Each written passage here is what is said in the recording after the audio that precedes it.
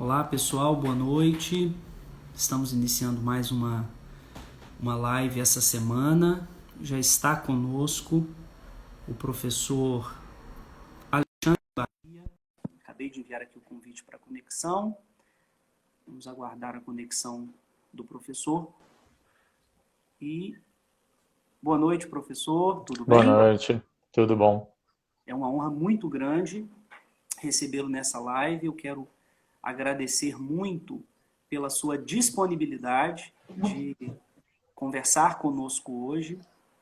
Fizemos uma divulgação dessa nossa conversa e muitas pessoas já deram retorno da alegria de poder, né, contar com a sua presença tão qualificada conosco. Então, muito obrigado mesmo por essa disponibilidade e essa disposição para o diálogo.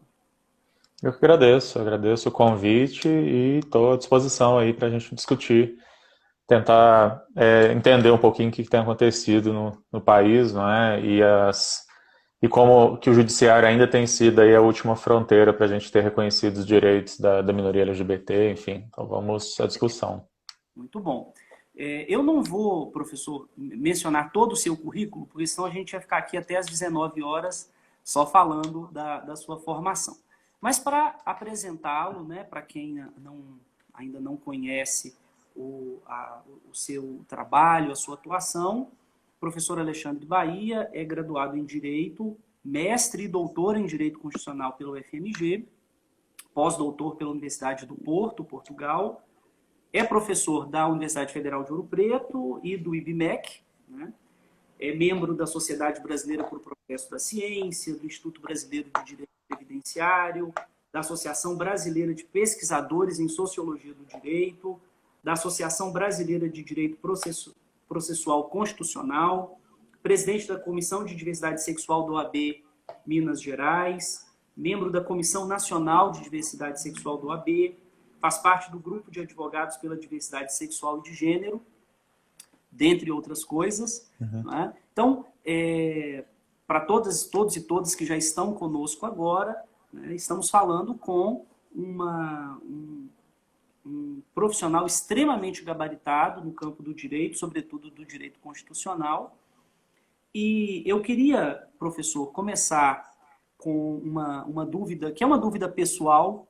Uhum. Imagino que já deve ter ouvido essa pergunta diversas vezes, sobre a sua experiência de conduzir uma sustentação oral no Supremo Tribunal Federal, no contexto do julgamento da LGBTfobia, né, a Uhum. questão da equiparação ao racismo. Não sei se o senhor já teve outras experiências de sustentação oral no STF. Queria que o senhor comentasse um pouquinho com a gente como que foi essa experiência de estar perante os ministros do STF num julgamento que já começou histórico. Pois é. Eu estive, na verdade, atuando na DPF 132 também sobre a união homoafetiva. Eu não Ah, fui fazer a sustentação oral na época, porque além de haver muitos amigos de curi na época, calhou da audiência ser justamente no dia da minha prova de ingresso na OAB, então eu não pude estar lá, mas eu fiz o peticionamento, tem lá o meu registro lá participando. Agora, participar da decisão, participar dessas duas ações, da DO 26 e do mandado de junção 4733, para mim foi uma alegria muito grande, porque eu já pesquiso essas questões há mais de 10 anos, né? Então, como professor de Direito Constitucional, como pesquisador da área, advogado nessa área de direitos humanos, enfim, de minorias, é um privilégio muito grande poder estar lá no Supremo para falar sobre isso, né?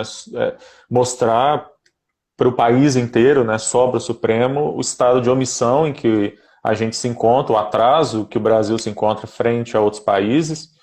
E quando eu estou falando, eu não estou falando só de países da Europa, estou falando de países muito próximos da gente, não é? Que já tem legislações sobre a proteção da minoria LGBT. Então, para mim, foi uma alegria muito grande poder estar ali. que bom. E, professor, tratando dessa atuação do Poder Judiciário no Brasil, na garantia de direitos de minorias, né, e aí de forma particular da minoria LGBT. fala-se muito, né, e vez ou outra, membros do Poder Legislativo fazem pronunciamentos nesse sentido, às vezes alguns juristas também falam a respeito de um possível ativismo do Poder Judiciário, inclusive falando em invasão de um poder pelo outro, da competência de um poder pelo outro, né, que na questão, por exemplo, da equiparação das uniões homoafetivas estáveis às uniões estáveis, a própria questão da LGBTfobia, que o Supremo estava legislando, que isso seria inaceitável dentro de um sistema de divisão de poderes, como é o caso da nossa República. Qual a sua leitura sobre esse tipo de posicionamento?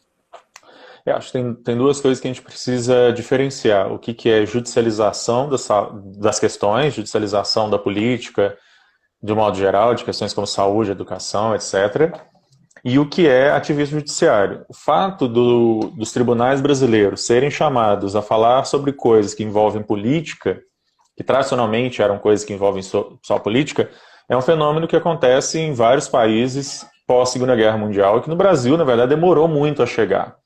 O Brasil só começa a ter uma judicialização das questões políticas após a Constituição de 88. Na Europa, por exemplo, isso começa depois da Segunda Guerra Mundial.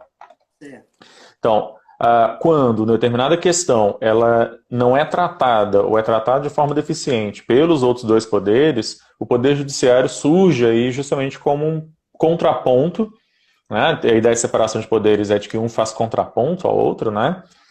E o Judiciário tem esse poder de atuar de forma contra-majoritária, ou seja, é justamente na defesa de interesses de minorias que, num sistema democrático, quem vence sempre é a maioria, e isso é ok, mas num sistema democrático, que também é um sistema constitucional, eu tenho que ter garantidos os direitos das minorias. E aí o Judiciário, na defesa da Constituição, ele vai ser chamado a defender minorias. Nesse sentido, eu faço uma diferença entre judicialização e ativismo, no sentido de que o ativismo seria aquele caso em que o Judiciário, ao pretexto de resolver um caso, ele acaba criando questões novas, ele acaba indo além daquilo que foi pedido, e mais, quando a determinada questão não foi objeto previamente de deliberação ou de pedido de deliberação pelo Congresso, e você leva isso direto para o Poder Judiciário. Quando a gente fala tanto da união homoafetiva quanto da LGBTfobia, a gente tem projetos de lei, vários projetos de lei que durante anos ficaram no Congresso Nacional e que nunca tiveram deliberação. Quer dizer, não é nem que o Congresso reprovou, o Congresso simplesmente deixou que eles fossem arquivados por falta de deliberação. Ora, se o Congresso Nacional não toma a iniciativa de deliberar, e ele tem esse poder, a gente não pode ficar esperando por essa boa vontade do Legislativo, né? A Constituição exige determinadas coisas, e aí cabe ao Judiciário reconhecer esses direitos. Então, nesse sentido, essas decisões, me parecem ser decisões, sim, de judicialização da política, como são as decisões que envolvem saúde, educação, etc., mas não de ativismo judiciário. Correto. E considerando, professor, a nossa história, e aí vamos nos ater à história republicana, essa maneira de o judiciário atuar, né, em defesa de grupos minoritários, o senhor percebe isso como um fenômeno mais próprio da República Nova, a partir, né, dessa nossa atual Constituição de 88, ou isso já pode ser percebido em momentos anteriores da história do Brasil? Olha, no geral não, quer dizer, no geral é algo muito recente que o Poder Judiciário faça esse tipo de coisa. É claro que a gente tem algumas decisões históricas em sentido progressista, de reconhecimento de direitos, como, por exemplo, alguns habeas corpus que o Supremo deu logo depois do início do golpe militar. Mas, ao mesmo tempo, a regra do judiciário pré-88 era de tratar qualquer questão polêmica como uma questão política, e questão política significava, não vou deliberar, essa não é uma questão que eu possa deliberar. Então, o histórico do nosso Poder Judiciário, antes de 88, é muito mais no sentido de autocontenção, de não se meter em coisas que poderiam desagradar, seja o legislativo ou principalmente o executivo, seja em tempo de ditadura, as várias ditaduras que a gente teve, ou mesmo em épocas de democracia. Quer dizer, o judiciário vai começar a assumir essa posição que ele tem, não é nem com a Constituição de 88, é já em meados dos anos 90, É já quando a Constituição já está fazendo quase 10 anos, é que o Judiciário começa a assumir esse protagonismo que ele tem nos dias de hoje. Certo. E dentro dessa linha de pensamento, eu indagaria, né, o seguinte: o que representa para nós, brasileiros, hoje, a nossa Constituição? Porque eu Olha, tenho, me permita expressar, que nós vivemos tempos em que a Constituição tem sido desafiada por forças políticas que fazem um uso muito conveniente da Constituição, invocam quando julgam adequado, tentam, de alguma maneira, afastá-la ou afrontá-la quando isso é conveniente na esfera política, mas vivendo como vivemos no Estado democrático de direito. O que é a Constituição de 88? O que ela representa para nós? olha, ela é o maior ganho civilizatório que a gente já teve, assim. A Constituição de 88, além de ter tido uma participação popular imensa na formulação dela, ao contrário de todas as constituições anteriores, mesmo em épocas de democracia, que elas eram feitas a partir de um anteprojeto, de notáveis, a Constituição de 88 ela foi feita artigo por artigo. Havia até um anteprojeto originalmente do Afonso Arinos, né, professor de Direito Constitucional da UFMG, mas esse anteprojeto foi colocado de lado, ela foi toda feita com bastante participação popular, houve centenas de propostas de emendas populares que foram enviadas para a Assembleia, ela fez audiências públicas. Então você teve, por exemplo, em 88, foi a primeira vez que uma delegação de indígenas foi ao Congresso Nacional, por exemplo. Né? Então você teve movimento negro, movimento de mulheres, você tem a própria criação do SUS, que e num tempo de pandemia, a gente tem que reconhecer, não é, o maior sistema público de saúde do mundo, não existe nenhum outro sistema público de saúde com o número de atendimentos e de procedimentos, de exames gratuitos que o SUS tem, com todos os problemas que o SUS tem, mas assim... Então, ela é um marco assim, sobre o qual a gente tem que ter muito respeito. Eu tenho muita reticência quando o pessoal fala em fazer uma mini constituinte, fazer uma constituinte exclusiva, ou até de fazer, pior ainda, uma nova constituição. Porque, na verdade, a gente tem uma série de promessas não cumpridas ainda ali, de um processo civilizatório que está sendo construído por essa Constituição, que é uma Constituição muito boa. Na verdade, a Constituição Brasileira de 88 ela é reverenciada por estudiosos de direito constitucional como uma das melhores constituições feitas no mundo no final do século passado. Então, assim, eu acho que a nossa saída para a crise que a gente vive, todas as crises que a gente vive, está ali dentro da Constituição, em torná-la cada vez mais real, enfim, pegar aquilo que está escrito e colocar na vida prática. Não, excelente. Bem, tendo feito essa introdução, né, conhecendo um pouco desse nosso panorama, eu queria explorar um pouco agora com o senhor a questão mais específica desse julgamento, né, que aconteceu no Supremo em relação às normas da Anvisa e do Ministério da Saúde referentes à doação de sangue. A ação foi ajuizada pelo PSB, não é isso? Pelo Partido Socialista Brasileiro, contra a portaria 158 de 2016 do Ministério da Saúde e a resolução RDC 3414 da Anvisa, que criavam algumas regras diferentes para a doação de sangue por homens que fizeram sexo com outros homens, né, por um determinado período de 12 meses, enfim, essa limitação. Então, eu gostaria que o senhor contextualizasse para a gente, né, o que foi essa ação, o que é a norma posta, que até então posta pelo Ministério da Saúde, pela Anvisa, e qual foi a ação que o PSB moveu junto ao Supremo Tribunal Federal. Então, na verdade, essas legislações que existem hoje, elas são uma reedição de legislações que a gente já tinha antes delas, e elas só reproduzem, né, coisas que já vinham de antes. Essa legislação ela ainda vem de um tempo, lá, quer dizer, ela não evoluiu o suficiente de um tempo lá dos anos 80, em que ainda se falava em grupos de risco, né?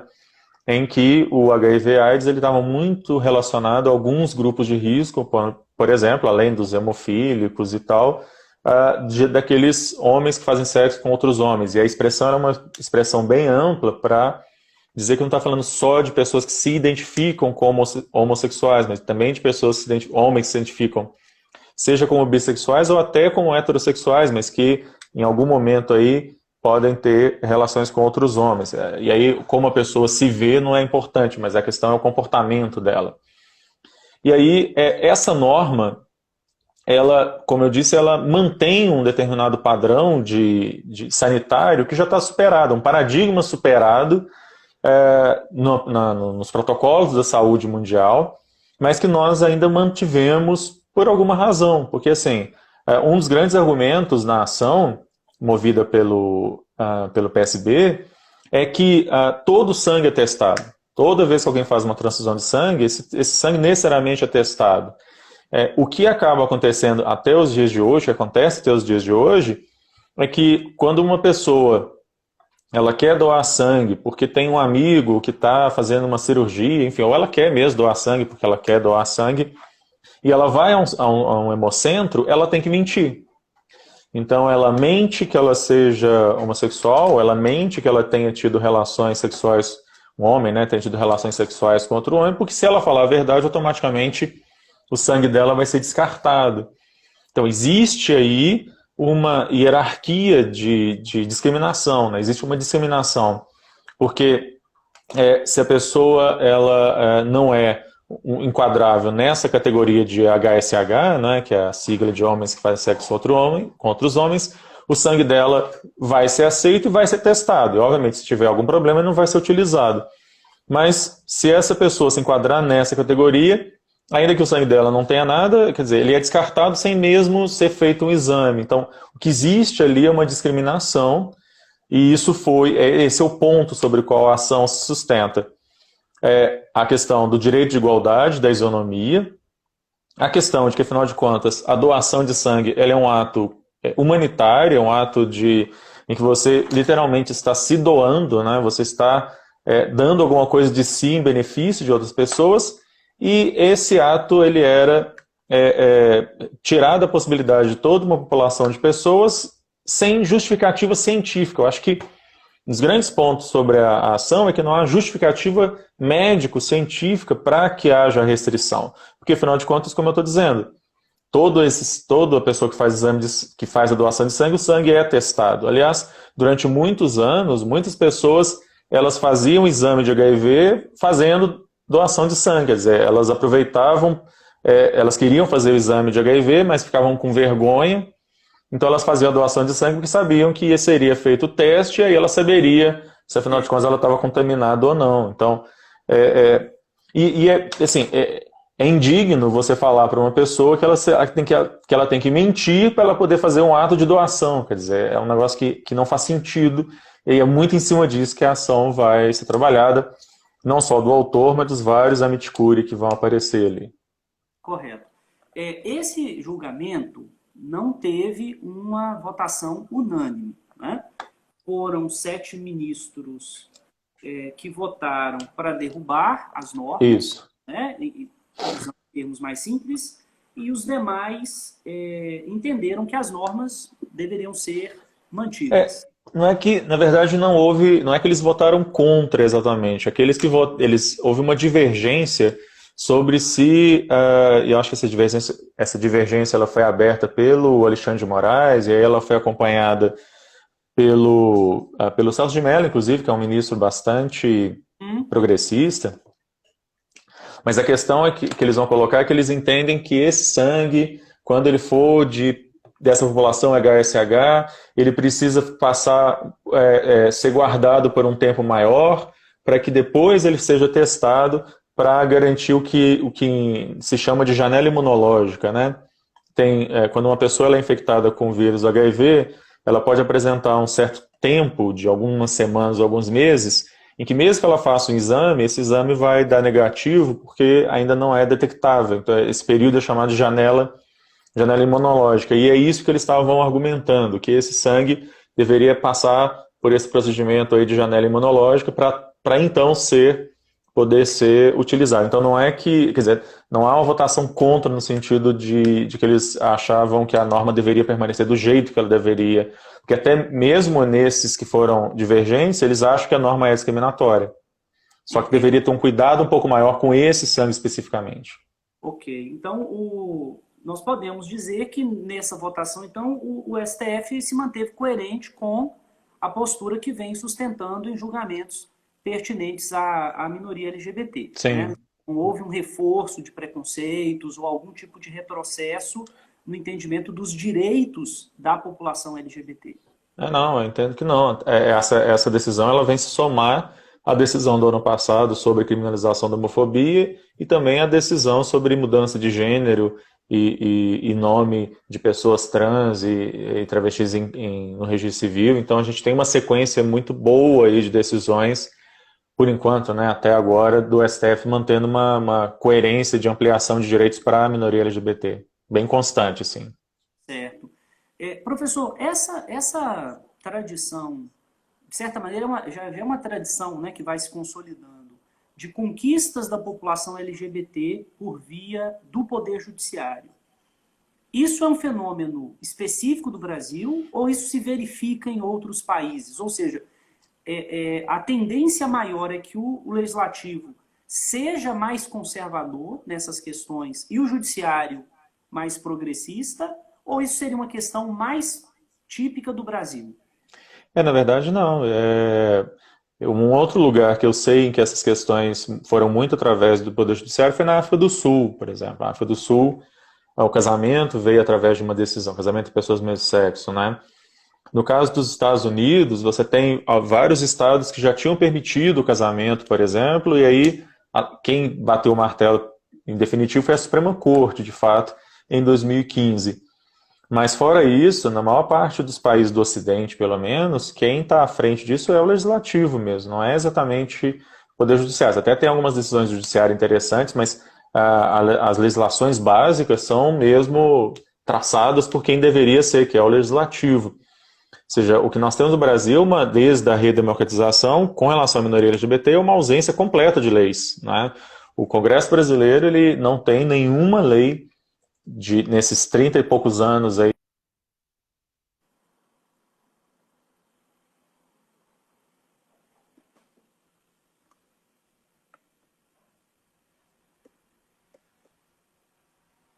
Colômbia, Peru, você tem uma série de países aqui na América Latina mesmo, na América do Sul, inclusive, que vão ter legislações sobre a minoria LGBT, e não, a questão não está vindo pelo judiciário. No nosso caso, é um caso bem específico de um problema do nosso Poder Judiciário mesmo.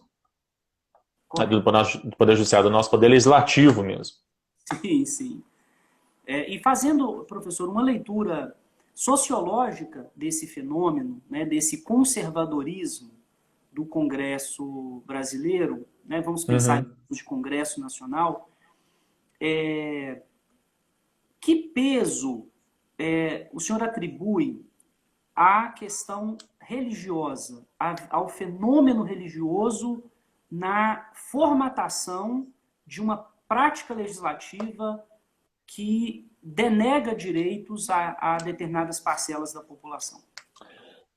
É isso, né? E aí, uma das razões que a gente explica essa inércia do Poder Legislativo no Brasil é muito em razão do crescimento de grupos conservadores de matriz religiosa, e que é um fenômeno que não existe em outros países, de novo, não existe em outros países aqui na América Latina, com a mesma força que existe no Brasil. Né? Você não tem o crescimento especificamente de grupos neopentecostais em outros países da América Latina com a mesma força que isso acontece no Brasil. E eles são os grandes responsáveis por criar esse pânico moral em torno do reconhecimento de direitos para a minoria LGBT, como se reconhecimento de direitos da minoria LGBT fosse levar a uma desmoralização da sociedade, ao fim da família, enfim, é toda uma argumentação religiosa que sustenta e cria esse pânico, né, de que está se estabelecendo uma ditadura gay ou alguma coisa do tipo. E esse não é um fenômeno que é acompanhado em outros países, que tem uma tradição católica, por exemplo, muito arraigada, como a Argentina ou México, mas não há essa resistência nesse país, ou pelo menos esses religiosos nesse país não têm essa força que os neopentecostais têm no Brasil, alcançaram no Brasil. Certo. E dentro dessa temática, né, o senhor fez menção aí a um certo pânico moral, né, que vai sendo construído. Eu, inclusive, penso, e aí eu falo a partir até de uma vivência de alguém que cresceu dentro de uma denominação evangélica, Uhum. tal, eu me recordo que até um certo momento da minha vida dentro da igreja, eu não conseguia perceber um discurso tão marcado em relação à questão LGBT. Uhum. Falava-se muito pouco do assunto, até fins dos anos 90. Reforçava-se, né, uma moral sexual conservadora, mas não havia esse clima de uma espécie de guerra cultural que a gente começa a presenciar. Ao que parece, começa a presenciar, digo, a partir do início dos anos 2000. E, ao que parece, essa explosão discursiva, né, para a gente usar aí uma categoria do Michel Foucault, essa explosão discursiva em torno da questão LGBT dentro do universo evangélico neopentecostal, ela parece acompanhar no Brasil um maior reconhecimento de direitos por parte dessa população. Uhum. Né? E aí se usa um argumento que muita gente repete de forma pouco crítica, de que a população LGBT quer privilégios. Sim. Privilégios.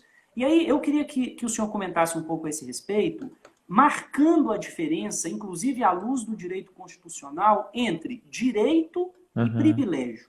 O que é direito, o que é privilégio e por que é inadequado se falar que a população LGBT no Brasil busca privilégios. Uhum. Não, eu acho que a sua questão ela é muito boa, porque a gente ouve muito isso, né? Eu também tenho uma formação em igrejas protestantes, enfim. Eu, na verdade, sou luterano, mas cresci e durante muito tempo frequentei uma igreja batista. E eu acho que, na verdade, vai acontecer é que aquele discurso tradicional da igreja evangélica tradicional, realmente, ele não tinha tanto essa preocupação, não tinha essa preocupação puritana, não é? Isso vai vir com o crescimento de igrejas neopentecostais mesmo, que precisam criar um inimigo, né? Precisam inventar um inimigo. Aliás, essa é uma tática muito antiga da ciência política, né? Você tem que inventar um inimigo e você agrega, então, as pessoas em torno de si. E aí, as pessoas praticantes de religião de matriz africana são o inimigo. A nova era, quem viveu lá nos anos 90 igreja sabe disso. E aí, é claro, os gays, LGBTs em geral, vão ser considerados um inimigo, e aí você agrega, então, forças em torno disso. Apesar de que tem vários dados também que mostram que uma boa parte das pessoas que estão nas igrejas, elas acompanham isso, mas não de forma muito ativa. Isso é muito mais uma questão de liderança, determinadas lideranças que, de novo, para arrebanhar, não é, e unir as pessoas em torno de si, acabam fazendo isso, mas que as pessoas mesmo não estão ligando tanto para isso com a mesma intensidade. A questão dos privilégios, eu acho interessante que quando a gente pensa, por exemplo, que a Lei 7716, a lei do racismo, ela já protege pessoas religiosas. Né? Se você fizer um ato discriminatório contra uma pessoa por causa da religião dela, você está cometendo racismo. Então, perceba que o que, na verdade, o movimento LGBT reivindica é que seja dado à discriminação contra LGBT o mesmo tratamento que já é dado, por exemplo, para religiosos. Então, que, na verdade, quem tinha, então, privilégio nessa história não eles, porque eles já eram protegidos. A mesma coisa que se diga com relação ao casamento, por exemplo. Porque o que se está dizendo é o seguinte: eu, que sou maioria, vou dizer para você, que é minoria, quais direitos você pode ter, os direitos que eu já tenho, e vou dizer quais direitos dos que eu já tenho, quais que você também pode ter. Quando eu tenho esse tipo de assimetria, aí sim eu tenho privilégio. Porque se dois casais, eles estão vivendo o mesmo prédio, né, dois casais, um de frente, porta a porta, um é formado por João e Maria, o outro é formado por João e José. Eles vivem, cada um deles na casa deles, eles constituem família, eles fazem compra juntos, eles viajam juntos, eles fazem que casais fazem lá separadamente. E por que a lei, então, privilegia dar proteção jurídica para um e não para outro, ao dar proteção para um e não para outro, aí eu tenho privilégio. O que, na verdade, a minoria LGBT, então, reivindica é que seja dado um tratamento isonômico. E se eu estou pedindo isonomia, tratamento igual, o que eu estou pedindo é direito, não é privilégio. Eu não estou pedindo que seja dado mais. Privilégio seria, por exemplo, se eu tivesse uma igreja e não precisasse pagar imposto. Né? Aí eu poderia falar que isso é privilégio. Ninguém está pedindo para deixar de pagar imposto, né? Ninguém está pedindo passaporte diplomático. Né? Quantos passaportes diplomáticos aí foram dados para líderes religiosos? Ninguém está pedindo isso. Que, na verdade, se pedisse, seria também isonomia, porque eu estaria dando para algumas pessoas o direito que outras já têm. O que, na verdade, você está pedindo aqui é o reconhecimento de que pessoas podem constituir família, pessoas podem, eventualmente, e eventualmente, no caso do Brasil, nem tanto, é muito, né, ser vítimas de violência. E da mesma forma que eu tenho uma lei específica que protege pessoas por causa da sua religião, por causa da sua cor, por causa do seu gênero, no caso da Lei Maria da Penha, por ser criança, no Estatuto da Criança e do Adolescente, por ser idoso, no Estatuto do Idoso, todas essas leis e todos esses grupos são protegidos por leis específicas porque eu tenho uma violência específica. Logo, se eu tenho uma violência específica, eu tenho que ter uma violência específica no sentido de que ela é dirigida para uma pessoa, para um grupo, porque essa pessoa pertence a esse grupo. A violência doméstica contra a mulher, por exemplo, ela não acontece por acaso, ela acontece porque a vítima é mulher. Né? E da mesma maneira, a violência que acontece contra a minoria LGBT acontece porque eles são LGBT. Então não é que essa pessoa apanharia de qualquer forma, não, ela está apanhando, ela está sendo morta por ser.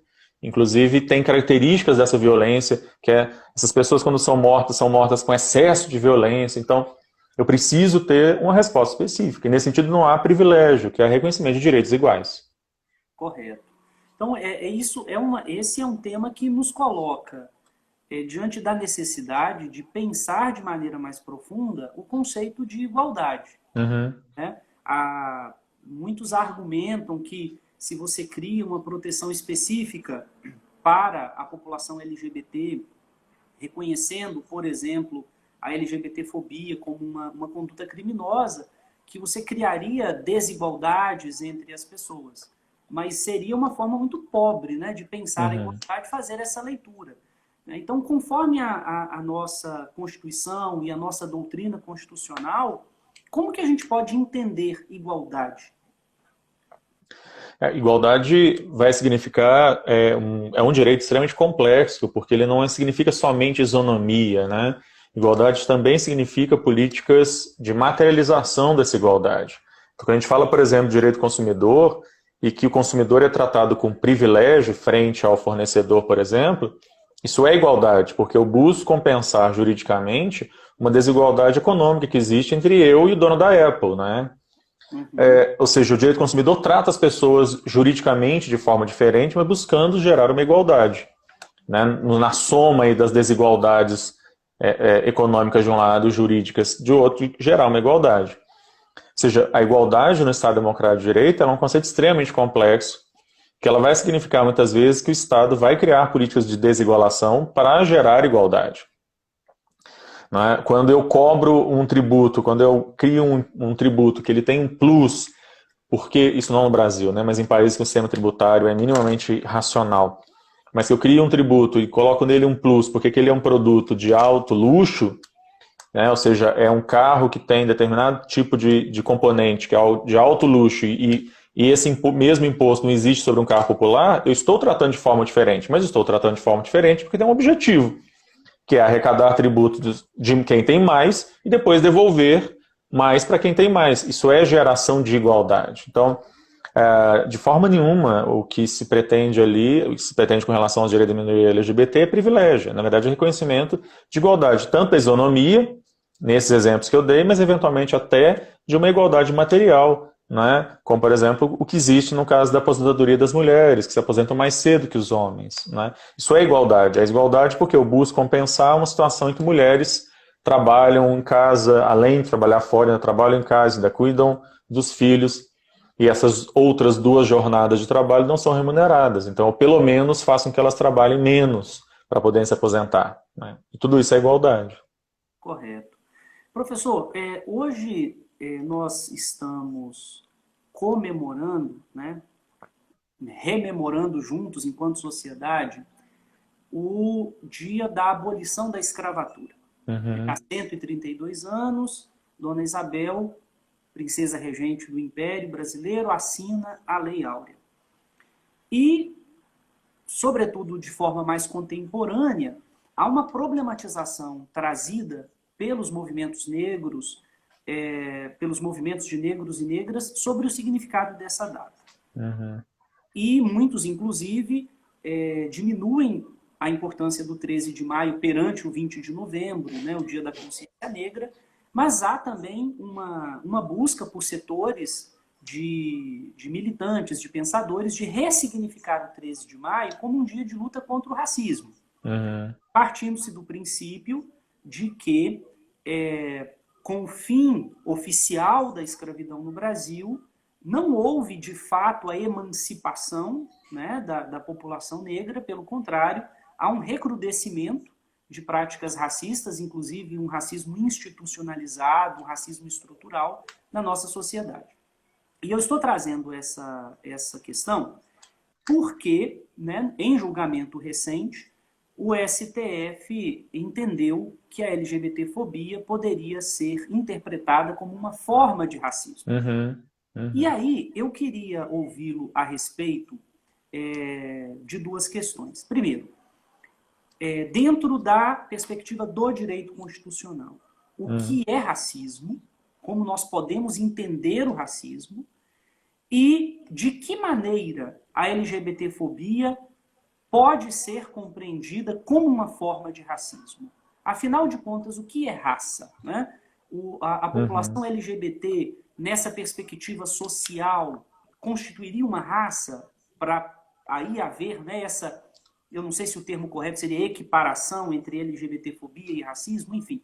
Eu queria ouvi-lo a esse respeito, porque é uma questão que também gerou controvérsia, né, no momento em que foi tomada pela nossa Corte Suprema. Então, olha só, o racismo no Brasil ele é um problema extremamente mal resolvido, né? Como você lembra aí, a gente tem um racismo que ele é estrutural. A gente faz a abolição da escravidão, mas mantém, quer dizer, faz de conta que milhões de pessoas que agora são cidadãos brasileiros não existem, né? Porque foi isso que foi a abolição.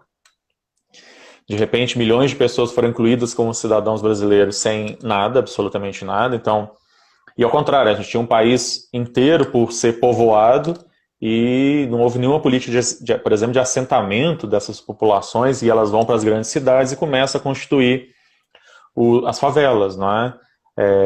Enfim. Então, é claro que a questão do negro no Brasil ela é extremamente séria e mal resolvida de todo, enfim. Agora, o conceito de racismo é um conceito que ele é reconstruído ao longo do tempo também, né? Ainda que nós no Brasil sempre tenhamos associado o racismo com a questão do negro, porque somos uma sociedade extremamente racista, o conceito de racismo ele é um conceito que ele é socialmente construído a partir do momento em que depois da Segunda Guerra Mundial a gente passa a afirmar que só existe uma raça, a raça humana, né?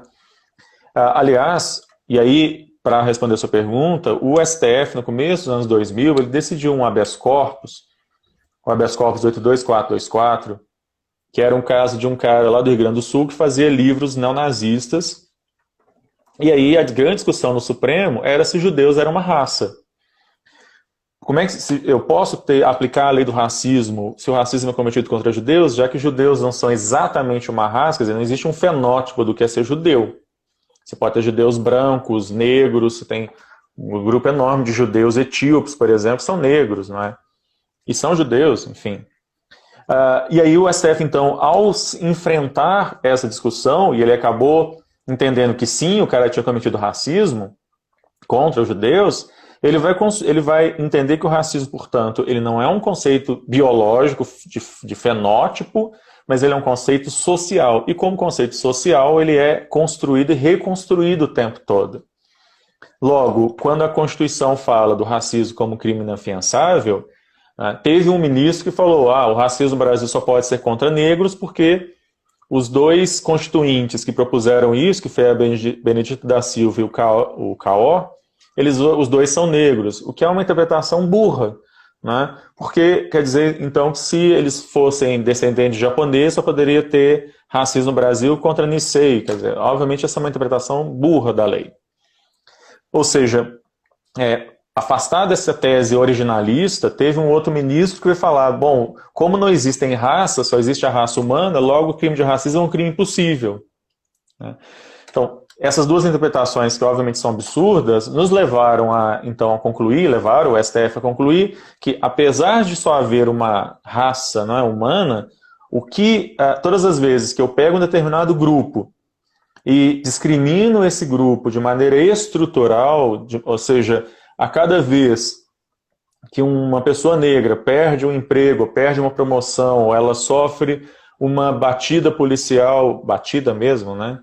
Policial mais agressiva por ela ser negra, essa atitude está reforçando algo que vem muito antes, né? Que é o racismo contra as pessoas negras. É por isso que eu não tenho racismo contra pessoas brancas, porque eu falar para uma pessoa que ela é branquela, alguma coisa assim, eu não estou reforçando nenhum estereótipo ruim, porque ser branco no Brasil não é ruim.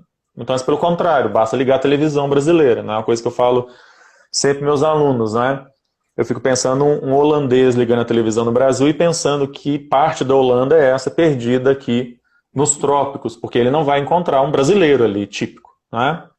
Se é que existe um brasileiro típico, mas certamente louro de olho azul 100% não é representativo do que é a sociedade brasileira. Se o racismo ele é um conceito historicamente construído, socialmente construído, a gente pode então compreender que a LGBTfobia também pode estar dentro dessa categoria do que é racismo. Ou seja, a Lei 7716, muito mais do que uma lei para proteger negros, é uma lei geral antidiscriminatória. Esse é um dos argumentos que é colocado na DO 26, no Mandado de Instrução 4733, mas, na verdade, no final das contas, o que o Celso de Mello faz é dizer o seguinte, olha, Congresso Nacional, existe uma omissão, vocês precisam fazer essa lei, mas até que vocês façam essa lei, nós vamos considerar a LGBTfobia como uma forma de racismo. Então não seria, na verdade, uma equiparação, o Celso de Mello está dizendo que ela é uma forma de racismo, mas, de qualquer forma, que está sendo feito de maneira transitória até que o Congresso faça uma lei, o que não parece que vai acontecer tão cedo. Então, há um precedente em torno disso, que é um precedente de mais de 10 anos, que é esse habeas corpus 82424, em que essa questão ficou bem assentada ali atrás. Correto. É por isso, então, que o STF toma essa decisão.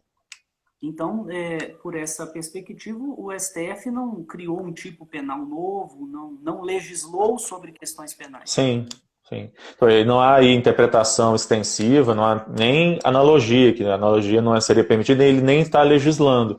Porque, tecnicamente, ele está falando apenas que a lei vai ser aplicada transitoriamente. Assim como a lei de greve da CLT ela é aplicada transitoriamente aos servidores públicos, que não existe a lei, enfim, o STF já tinha feito isso em outros mandados de injunção, ele mandou que a lei do racismo seja aplicada à LGBTfobia até que o Congresso faça a lei. Correto. Então, eu penso que essa explanação só reforça, né, o que nós já tínhamos colocado antes, do absurdo dessa alegação de que as pessoas LGBT no Brasil estão em busca de privilégios. Uhum. Aliás, me parece muito estranho supor que seria uma busca por privilégio você tentar que minimamente o Estado lhe proteja. Porque você, por sair na rua, pode ser vítima de uma violência, por manifestar afeto por seu companheiro, por sua companheira, pode ser vítima de violência. E eu sempre, professor, tive muita dificuldade de lidar com argumentos, principalmente provindos de pessoas religiosas que buscavam relativizar a violência LGBTfóbica, dizendo coisas do tipo: estão alegando que morrem tantos LGBTs por ano no Brasil. Mas quantas pessoas não morrem todos os dias? Né? E isso na contramão de um discurso que a tradição cristã sempre sustentou, né, historicamente, de que uma vida tem um valor infinito. Né? Uma vida vale mais que o mundo inteiro. Eu me lembro sempre desse tipo de expressão sendo usada Uhum. nossa, pelo menos dentro, né, do meu espaço de vivência congregacional. Então, pensar o casamento, pensar a proteção, né, contra a violência, agora o direito de doar, né? Que privilégio é esse, né, de você ter o direito de doar sangue sem ser a priori barrado Uhum. por uma visão ultrapassada e que não tem respaldo científico, né? É isso. E no final das contas, é, essa questão da doação, para mim, é um negócio que não faz o menor sentido. Não faz sentido do ponto de vista científico da medicina, mas não faz sentido do ponto de vista do direito, que é uma discriminação absolutamente uma discriminação absolutamente violadora dos direitos e garantias fundamentais. E com relação né, ao casamento, à união estável e à LGBTfobia, é isso. Eu já tenho essa proteção para outros grupos, já tenho esse direito garantido para outros grupos, e que na verdade se pretendeu foi a equiparação, ou seja, onde há as mesmas razões de fato, que eu tivesse as mesmas razões de direito. Isso é um princípio hermenêutico de primeiro período do direito, né? Correto. Professor, uma última dúvida. A gente já está caminhando aqui para o encerramento do nosso horário. Daqui a pouco o Instagram interrompe, né, a nossa live. Quando o STF se debruçou sobre a questão da união homoafetiva estável, Uhum, estava em debate não era o casamento civil, certo? Era a uhum, união homoafetiva estável. E, após a decisão do STF, veio uma determinação, parece-me que foi do Conselho Nacional de Justiça, isso. pertinente ao casamento civil. Eu queria ouvir o que leva de uma coisa a outra, né? Por que, com base na decisão do STF, o CNJ pôde deliberar sobre a questão do Uhum. casamento, e se existe a possibilidade de, suponhamos que haja aprovação de algum tipo de legislação no Congresso Nacional que exclua a possibilidade de casamento entre pessoas do mesmo sexo. Esse tipo de legislação poderia privar de direitos essa parcela da população que os obteve por meio de decisão do STF? Com relação à primeira pergunta, né, o que a gente tem é que o artigo 1723 e seguintes ali do Código Civil, ao falar de união estável, ele fala da possibilidade de conversão em casamento. E na Uhum. decisão do STF, ficou muito claro que o STF estava dizendo, pelo menos a maioria disse isso expressamente, houve uma ressalva, salvo engano, só do Gilmar, mas o restante deixou muito claro que se estava reconhecendo a união estável com todos os seus direitos, com todas as suas prerrogativas. Ou seja, se eu tenho a possibilidade de ter a conversão em casamento de qualquer união estável, de novo, se eu não pudesse fazer isso com relação à união estável homoafetiva, eu estaria tendo uma nova forma de discriminação. Então, o que o CNJ entendeu é que era uma decorrência lógica, né, do efeito vinculante da decisão da DPF 132, que eu pudesse ter a conversão em casamento. Na verdade, foram 2 anos de discussão, alguns tribunais de justiça regulamentaram essa possibilidade, outros proibiram, outros não falaram nada. O de Minas, por exemplo, foi tentado durante um bom tempo, já era da comissão naquela época, e se tentou durante um bom tempo. O TJ de Minas não quis falar sobre o assunto, e por isso, então, foi necessário que o CNJ fizesse essa resolução. Então, a ideia é de que é uma decorrência mesmo lógica da forma como foi decidido ali. De outro lado, se o Congresso Nacional aprova uma legislação desse tipo, eu estaria tendo um retrocesso. E aí eu violo um princípio básico dos direitos fundamentais, que é justamente a ideia da vedação do retrocesso. Ou seja, uma vez alcançado determinado patamar, eu não posso retroceder. Então, uma legislação como essa seria inconstitucional. E muito provavelmente, nunca dá para afirmar de forma peremptória, né, mas muito provavelmente seria declarada assim pelo STF. Correto. E um outro tópico que me ocorreu agora, dentro dessa mesma linha de raciocínio, é o seguinte: o presidente Bolsonaro declarou essa semana, se não me engano foi ontem ou anteontem, aliás, adotando uma estratégia muito comum, né, no governo federal, sempre que estoura alguma crise, ele adotam alguma estratégia para distrair a Sim. opinião pública, né? ele mencionou a alguns de seus apoiadores, lá em Brasília, que enviaria, em regime de urgência, um projeto de lei ao Congresso Nacional para barrar nas escolas ensino de ideologia de gênero. Uhum. E nós tivemos uma decisão recente do STF, né, sobre uma lei municipal que impedia o ensino de ideologia de gênero. Eu nem vou aqui entrar na discussão dessa bobagem que seria a tal ideologia de gênero. Nós sabemos que isso é uma construção argumentativa para desviar o debate público das coisas que interessam, né? Então, só para reforçar esse tópico, na hipótese de o governo federal enviar ao Congresso alguma legislação desse tipo e, eventualmente, o Congresso aprovar, então, o mais possível é a declaração de inconstitucionalidade desse tipo de lei. Se o STF for coerente com seus próximos precedentes, sim, porque a decisão ali do STF com relação a uma lei do interior de Goiás, eu acho, ela foi bem clara, no sentido de que isso viola a Constituição, viola a liberdade, enfim, a liberdade de expressão, isso viola a autonomia das pessoas.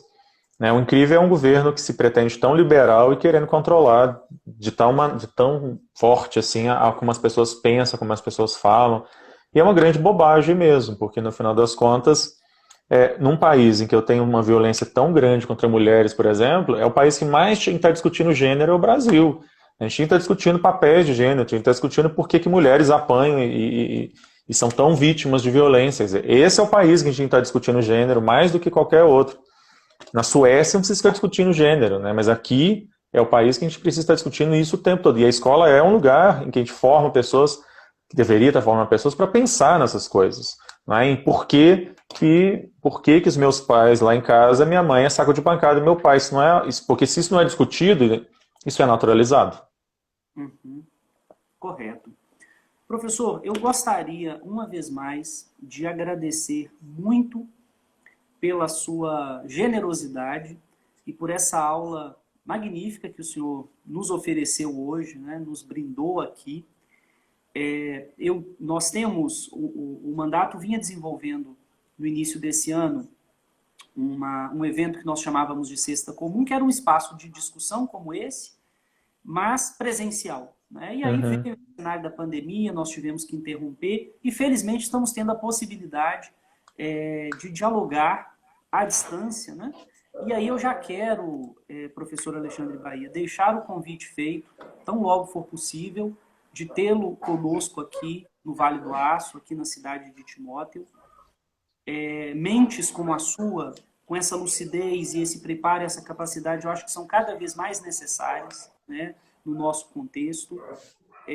Não há como retribuir à altura o que nos foi oferecido hoje.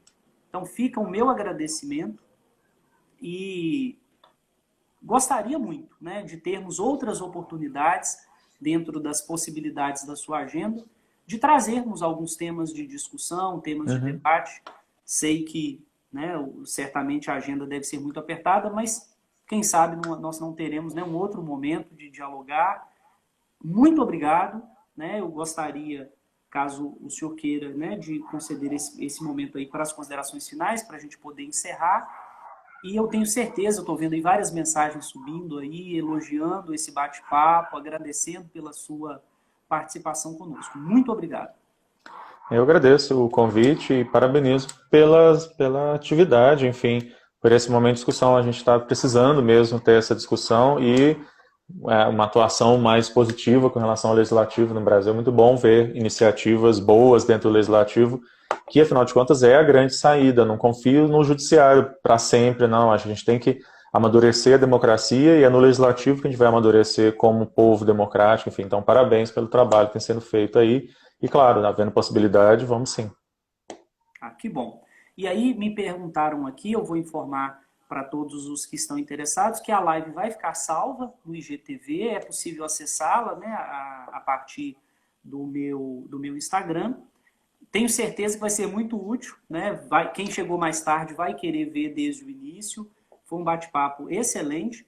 Amanhã, às 18 horas, eu vou receber para mais uma live o ex-deputado e ex-ministro Wadson Ribeiro, que é o presidente estadual do PCdoB, que é o meu partido. A gente vai conversar um pouco sobre o Movimento 65, que é a proposta eleitoral do PCdoB para 2020.